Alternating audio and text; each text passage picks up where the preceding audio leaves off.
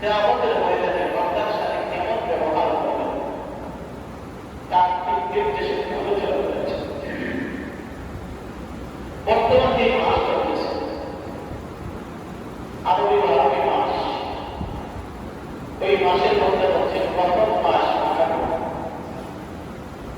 আসলে মাসটার নামকরণ বা শব্দেরই কিন্তু বাংলা চিন্তা করে। মুহররম শব্দের অর্থ হচ্ছে কান করা মাস, যে মাস বা যে মাসে আল্লাহ তাআলা বান্দাদের উপর অনেক জিনিসে আইন করে দিয়েছে। বিশেষ করে